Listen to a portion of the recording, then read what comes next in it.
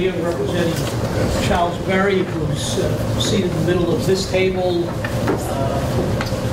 owner-purchaser of 204 Hanover Street, and Siobhan Carew, who's sitting towards the rear of that table, owner of Pomodoro Restaurant, which is currently at 319 Hanover Street, where she's occupied that premises for the last 22 years with a 20-seat restaurant that serves Italian food, beer and wine service, 11 p.m.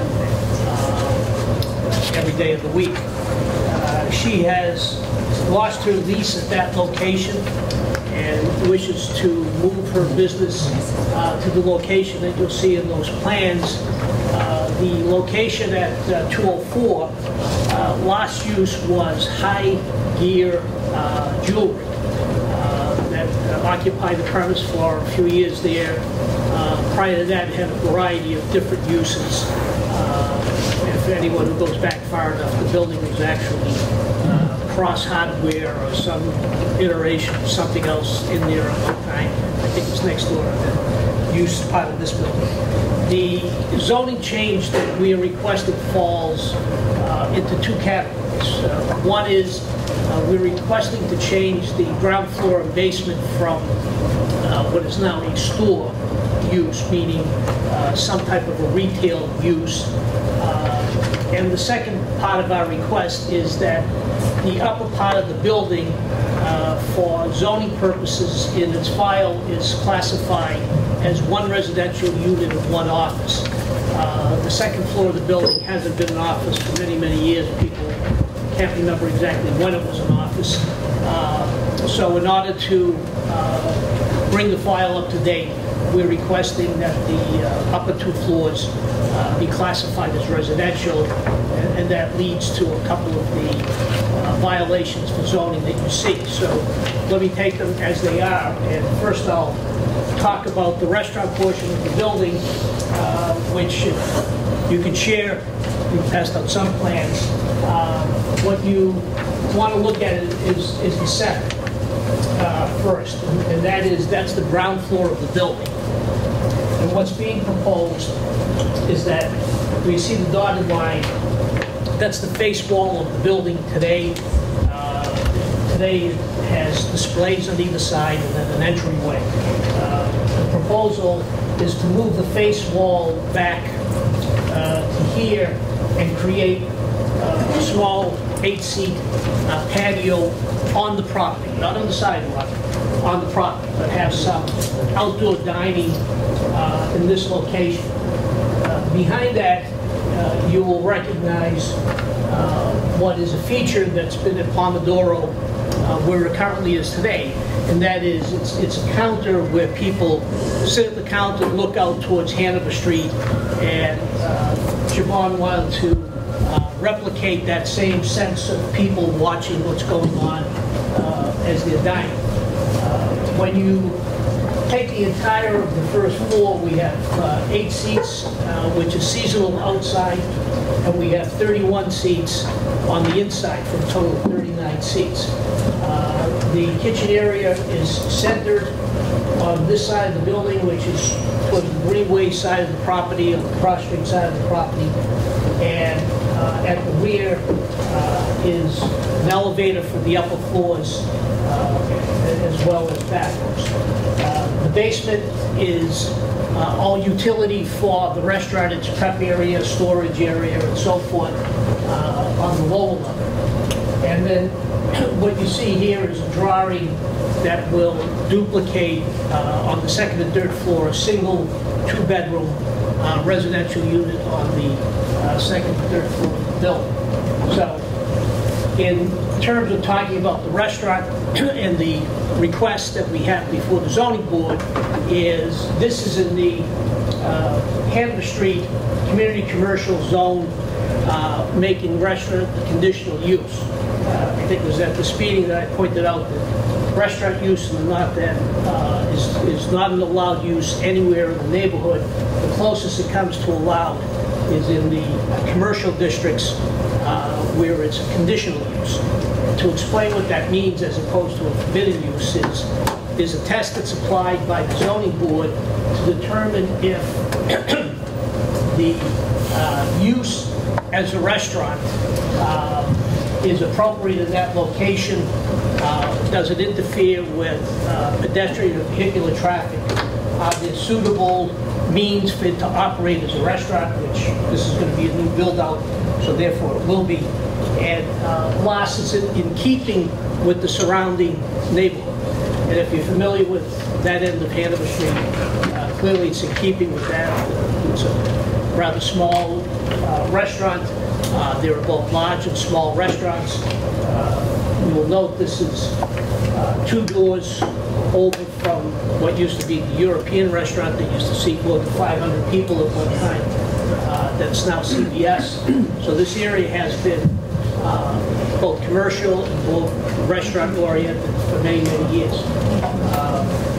The other violations have to do with the residential use of the upper floors.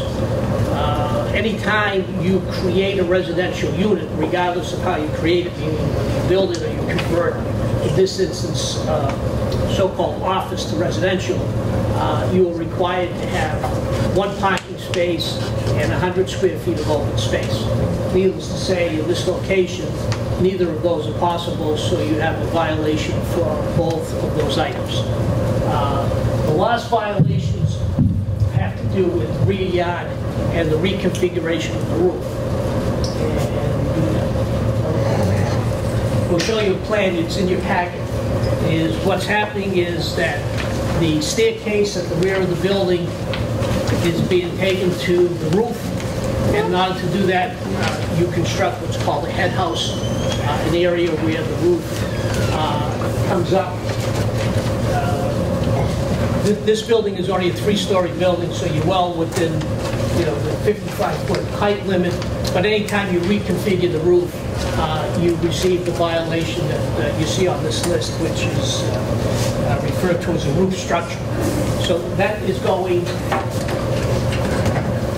at the rear of the property. In other words, on the Salem Street side.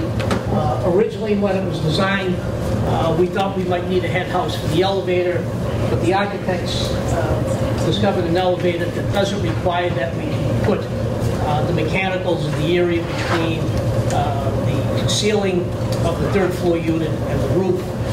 It only requires a small vent to vent the elevator shaft. The rest of the mechanicals on the roof, this is the kitchen mechanical centered in the roof, and these are air conditioning and other mechanicals that are rather low and will be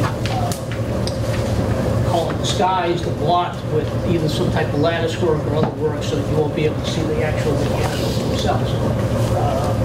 We have had several discussions with the Romanos, who have the florist shop next to this, who are concerned about the use of the alleyway that separates the buildings. None of the restaurant use will be in the alleyway. The only thing the alleyway will be used for will be to enter and egress from the 2 apartments that are on the upper floors. All of the delivery, all of the trash will be stored internally, and delivery will be taken at the front, and trash will be removed from the front, so nothing will go through the alley. We have been talking with contractor consultant, Tish Gardner is in the back, and answer questions with regard to the venting and the type of venting to be used to minimize odors and so forth, which would be state-of-the-art. We have said that we would be willing to do, again, some disguise work on the vent, meaning make it look like a chimney, or some other means of not making it visible at the top of the building. And I think the last item that we were inquired about was the noise, etc., from the restaurant. As we mentioned, she currently has a beer and wine license. That license would be transferred to this location. She currently operates until 11 o'clock, not even midnight on the weekend, but just 11 o'clock 7 days a week, and that would remain the same, we think would be intrusive on the hours. So I think that takes us through what the violations are, what the reason for the violations are, and again, it's important to distinguish between a so-called conditional use in a community commercial district versus a forbidden use, which you'll hear about in something else later tonight. But they're two different forms of relief and two different tests to be applied to. Thanks, Bill. You guys have any questions from council? Have there been any discussions as to where you plan on leading foot traffic towards for people that are waiting in line perhaps to eat at this establishment if it moves to this space?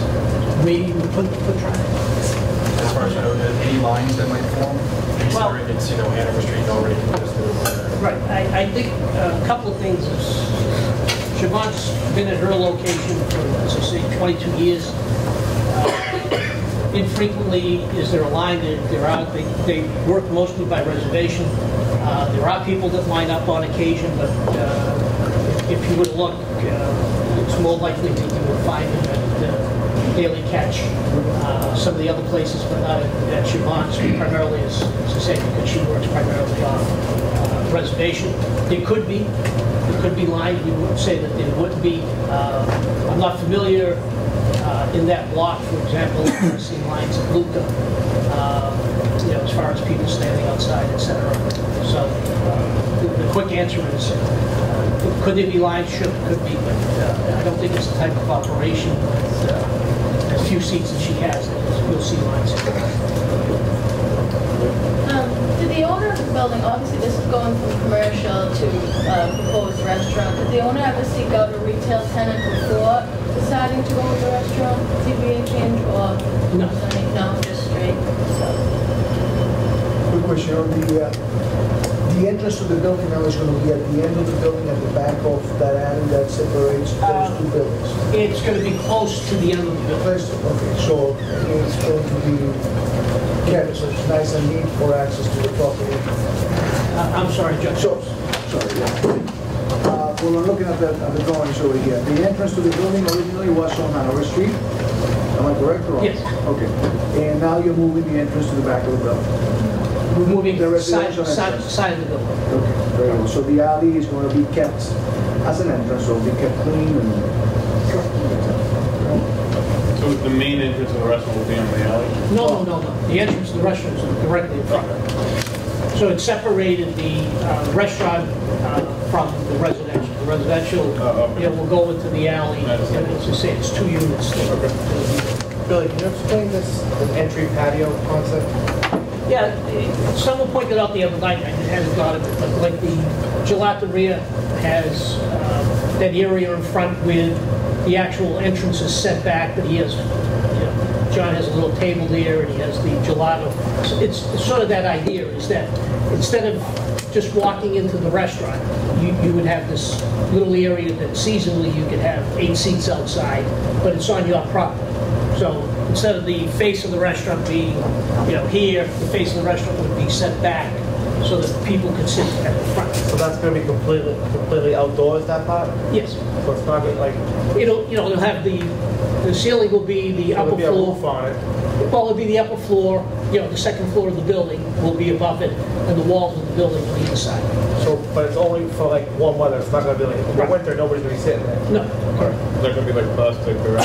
No. The intention was to have it. There'll probably be a gate, some other wrought iron or something to separate it from the sidewalk, so you're not on the A sidewalk. special permit, is that considered a patio? Well, interestingly, the question is, it's a little unsure, meaning it's outside, but it's within the property. So it's similar to what's called a patio on private property, meaning you're not occupying the city sidewalk. You're occupying your own space, and it is outdoor seating. So the answer would be likely yes, it would probably be considered a patio seating. Have all the neighbors been, including Salem Street, have they been notified? Yes. There's a list with the chippers. Have you gotten any feedback from any of the residents as to possible noise concerns with the outdoor seating? I think I have this feeling that Attorney Judge DeBoer, I should say, who represents the Romanos, will tell you about the Romanos' concerns. I broached that in saying that we've spoken, we've talked about that, but he will talk in detail. Other than the Romanos, have you heard from any other neighbors? No. The other neighbors of Citizens Bank. Just in regards to Plan A1.1, the restaurant will have no windows aside from this front patio. Correct. Is that correct? So there's no other source of light that would go into adjacent buildings. The second thing is there going to be some sort of lighting necessary in the alleyway? It's a very narrow entryway. It kind of tapers as it gets toward the back, I know. But what are the measurements of what is the width of the alleyway? I think at the narrowest point it's about 42 inches. 42 inches, okay. And it necks out to about 5 feet, 5 or 6 feet. And that's going to be the principal entryway for the apartments above? Yes, it currently is the entrance for 10 apartments on the Romano property on the other side. So they're going to share an entryway in this case? That's correct. The alleyway is common egress for both buildings. And there's going to be lighting provided safe? I mean, there would be. I don't know if there's lighting here today, to be honest with you. I would anticipate we'd have some sort of a down light low to the ground, like you'd see in a movie theater with stairs, so that there wouldn't be ambient light. And the back door to the restaurant, this is only going to be used as per code or bringing the structure up to code for public seating? Sure. You guys want to build it? Yes. We're actually only required to have one means of egress because the occupancy is less than 50. More questions? Is there anything that taking place where the restaurant is now? Is the lease expired? Is that what happened? The lease is expired. Is that just going to be empty now, or?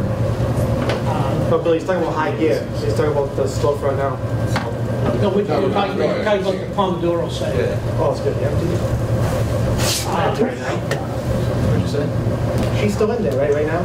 She's in there as well, but she will be out of there as a result of the expiration. When, Billy? I think that's between the landlord and Mr. Root to decide on the process of doing that. No more questions, we'll open it up to the audience.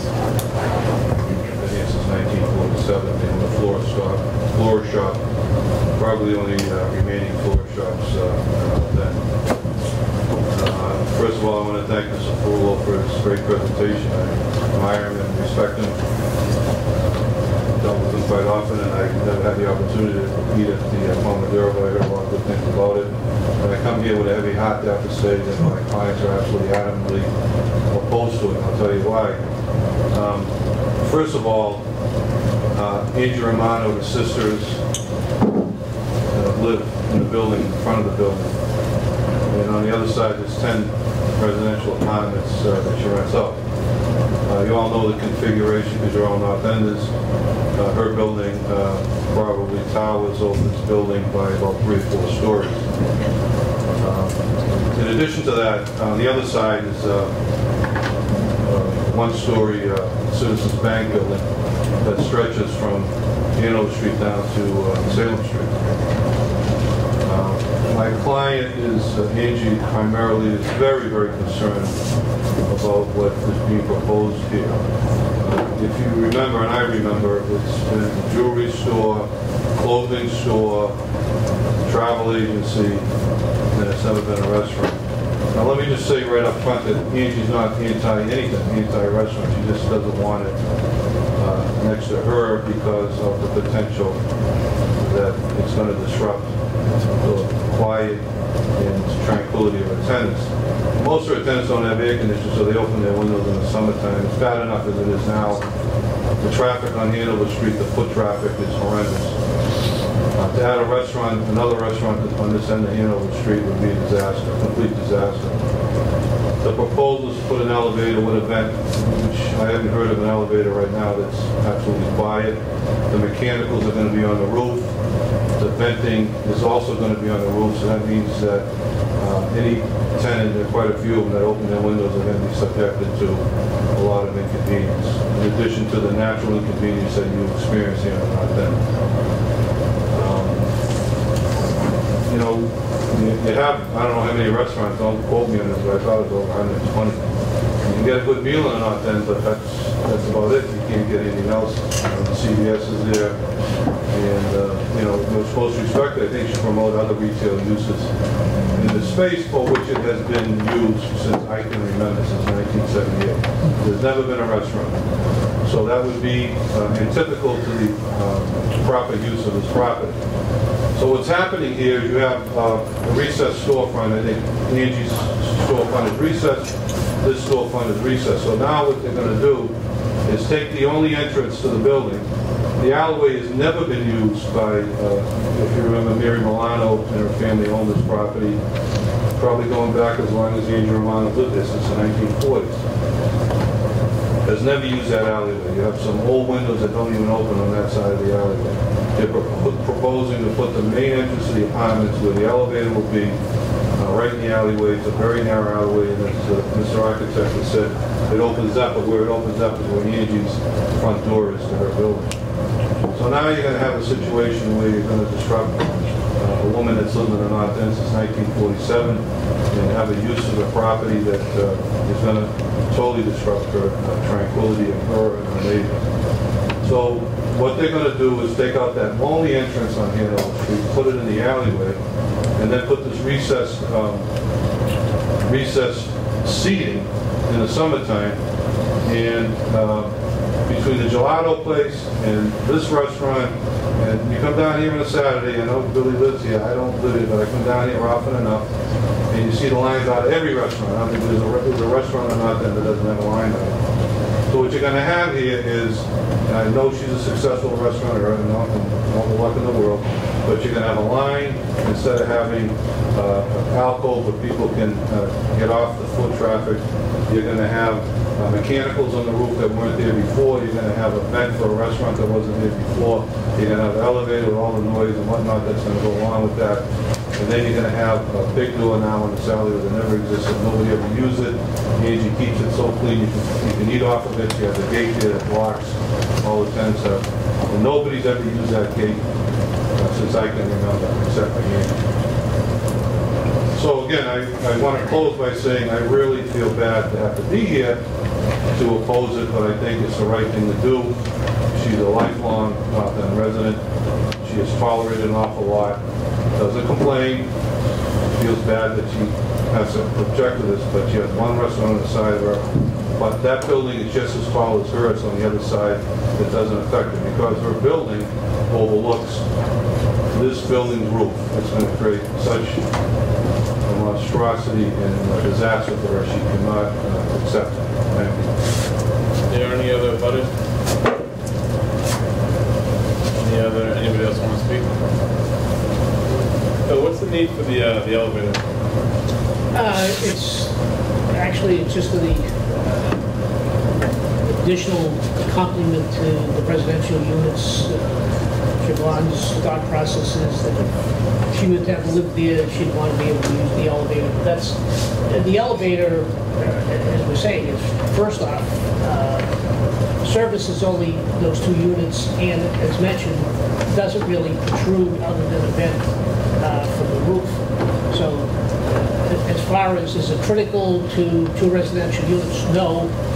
Is it disruptive? I would also say there's nothing about the elevator that would be disruptive to surrounding properties. And as far as venting of the roof, if you renovate this building, that's what, if you put HVAC in the building, etc., it's going up on the roof no matter what the use is. Questions from the board? I have a question. Billy, are they going to be looking to look for a new liquor license, or they have one already? Or? No, she's bringing her license. She's bringing it, she's just going to transfer it? Anyone make a motion? Someone make I make a motion to support the change of occupancy from commercial real estate, sorry. I second that motion. I make a motion to support the change of occupancy from retail to, let's see here, 1 second. Occupancy from 1 apartment, 1 office, and 1 store to 2 apartments and 1 restaurant with basement. Seconded. All in favor? All opposed? So the motion does not pass. I will hear another motion.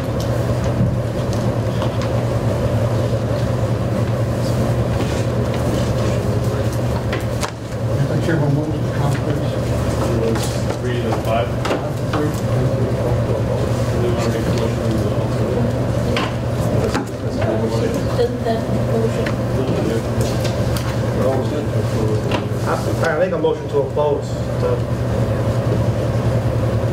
Make a motion to oppose the zoning change from 1 apartment and office to 2 apartments and a restaurant. Second? Second. All in favor of the motion to oppose? Okay, so, Thank you. next,